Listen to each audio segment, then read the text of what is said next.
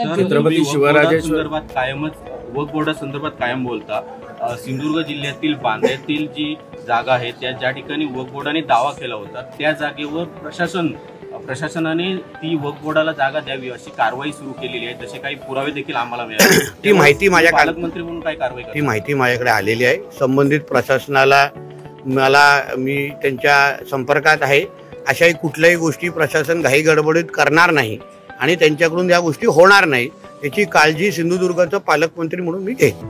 छत्रपती शिवराजेश्वर मंदिरात निधी कमी मिळतो अशी मागणी आहे, त्यावर काय? तो रास्त मागणी आहे, कारण का वर्षानुवर्ष निधी वाढलेला नाहीये। आता त्या मागणीला समजून घेणाऱ्यापैकी सत्तेमध्ये आलेले आहेत। भरघोस अशी निधी त्यांना दिली जाईल आणि त्याबद्दल अधिकृत घोषणा लवकरच केली जाईल। साहेब, दिल्लीमध्ये मोठा यश मिळवले भाजपने, जवळजवळ 46 जागा मिळवल्या, काय कसं पाहताय? बघा, आज दिल्लीमध्ये जे काही ज्या विजयाच्या दिशेने आम्ही जो वाटचाल करतो, जे आकडे तुम्ही मला सांगतायत, परत एकदा दिल्लीच्या जनतेने आमचे आदरणीय पंतप्रधान नरेंद्र मोदीजींच्या नेतृत्वावर विश्वास ठेवलेला आहे। पहिला हरियाणा, मग महाराष्ट्र, आता दिल्ली। आज पूर्ण देश आज हा मोदीजींच्या विचारांवर आणि मोदीजींच्याच नेतृत्वावर विश्वास ठेवणारा आमचा भारत देश आहे आणि म्हणून त्याच्यावर अजून एकदा शिक्कामोर्तब झालेला आहे। ते कालपासून जे ते 3 इडियट आलेले, जे काही माकडं काल बोलायला बघत होते, आज ते कुठे माकडं गेले? म्हणजे राहुल गांधीच्या तर पक्षाचं मी ऐकलं 1 आणि 2 वरच आहे, कधी 0च आहे। म्हणजे ते म्हणजे विचार करा, ही यांची लायकी आणि ही यांची राजकीय क्षमता, आणि बोलतात कोणावर आहे? मोदीजींवर। बोट कोणावर ठेवतात? EVM वर।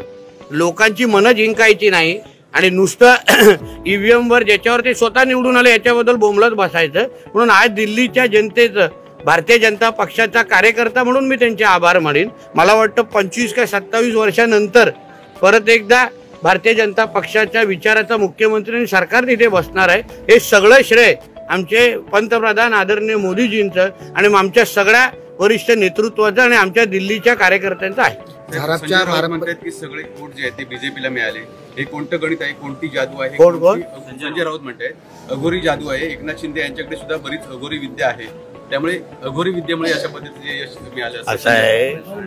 सर्वात मोठा बेंगाली बुवा हा मातोश्रीवर बसतो। उद्धव ठाकरेच्या काळ्या जादूच्या काही कहाण्या अगर मी महाराष्ट्राला सांगितल्या ना, तो लोक त्याला घरात पण घेणार नाही।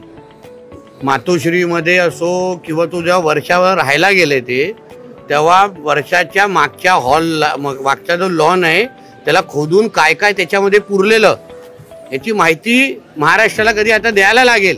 काळा जादू करणारा कोण आहे, कुठल्या बुवाकडे हे लोक जातात, काय काय हे लोक खाण्यापिण्यामध्ये बंद करतात, कसे लिंबू सगळ्यांच्या घराच्या बाहेर टाकतात, याची सगळ्याची माहिती असणाऱ्यापैकी आम्ही लोक आहोत।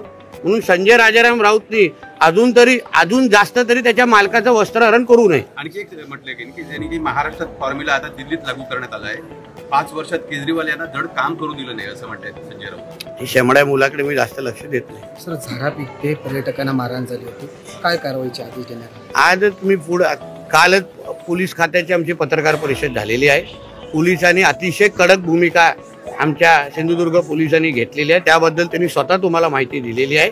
त्याचबरोबर आज फूड अँड सप्लाय संबंधितच्या अधिकाऱ्यांशी मी स्वतः बोललेलो आहे। मालकांनी परवानगी कुठल्या दुसऱ्या नावाने घेतलेली आहे हॉटेलची, पण फलक कुठल्या तिसऱ्याच नाव लावलेलं आहे। तर अशा काही हेराफेरी करणारे लोकांचे हॉटेल आपल्या जिल्ह्यामध्ये असू नये अशी भूमिकेचे आम्ही सगळेजण आहोत आणि आमचा जिल्हा हा पर्यटक जिल्हा आहे। अशा पद्धतीने पर्यटकाला अगर मारहाण होत असेल तर उद्या आमच्या जिल्ह्याच्या प्रतिमेवर फटका बसू शकतो, हे आम्ही व्हायला देणार नाही। म्हणून प्रशासन म्हणून, सरकार म्हणून, पोलीस खातं म्हणून आम्ही सगळ्या जणांना विश्वास देतो की या एका घटनेमुळे सिंधुदुर्गच्या प्रतिमा खराब होता कामा नये। कडकची कडक शिक्षा त्या हॉटेल मालकाच्या संबंधित लोकांना दिली जाईल, जेणेकरून परत असं कुठलीही घटना बाहेरून येणाऱ्या पर्यटकांवर कोण करणार नाही। नवीन घडामोडी पाहण्यासाठी आजच आम्ही मुंबईकर 24 तासला लाईक करा, सबस्क्राईब करा आणि अपडेट रहा।